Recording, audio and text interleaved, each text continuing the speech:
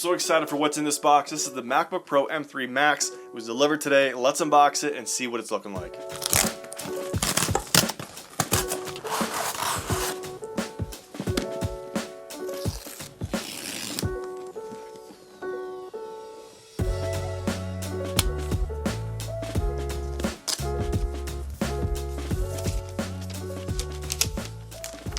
Right out of the gate, the build quality feels so nice. It's that nice aluminum premium Apple build quality for their MacBook Pros or their MacBook laptops. I love the space black look of the laptop. It's that nice muted charcoal tone to it that's sort of different than what they've done in the past. Okay, so let's see what we got for accessories. We've got this braided charging cable that is black. I love that. Kind of match the tones of the laptop with the black charging cable. I love this. It kind of looks a little more minimal, doesn't stand out as much. And let's see, we got instruction manual. We'll set that to the side. Got the charging block. Oh, we'll just rip it. Okay. So this hasn't changed at all. This is basically the same. USB-C. Of course, the charging cable is USB-C to whatever they call this now. They went back to this, which I think is going to be a better option. It's got these little pads here on the bottom on each corner, and this thing just feels solid. I love that it has 3 USB-C ports. It has an HDMI port. It now has the SD card slot back in the laptop, which I love having that reinstalled. Let's go ahead and open this up.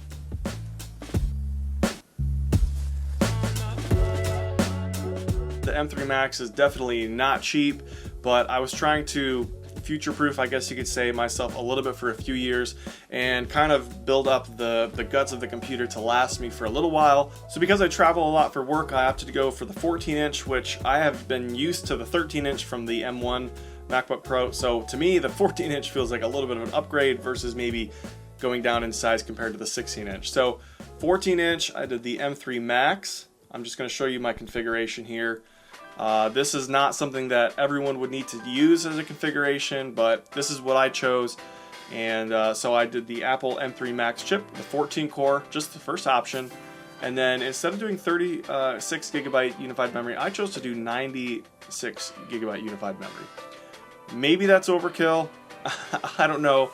I am just very, very tired of having my computer slow down, bog down, start just shutting down, Final Cut Pro crashing. And so I decided I'm going to beef up the memory a little bit. That way it'll last me a few years and get me through some pretty big heavy projects that I anticipate having over the next few years. So I also just stayed with 1 terabyte SSD storage.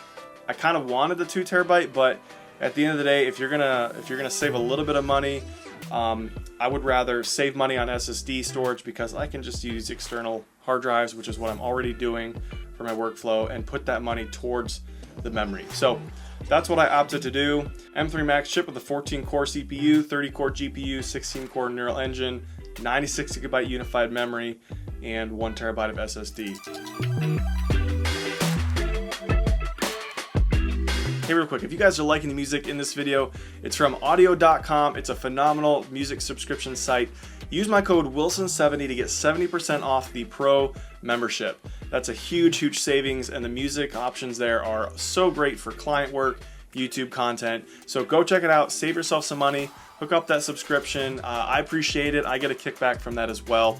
I can say that I'm genuinely enjoying using audio in my videos. So go check it out. Use the code Wilson70 to save 70% off the Pro membership. Let's get back to the video. This isn't necessarily a comprehensive overview of the M3 Max, but I want to run a speed test on exporting a 4K video clip with the M3 Max compared to the M1 MacBook Pro, which has been my current laptop up until now. So here are both options side by side. We're going to run a test and see what the export times actually look like.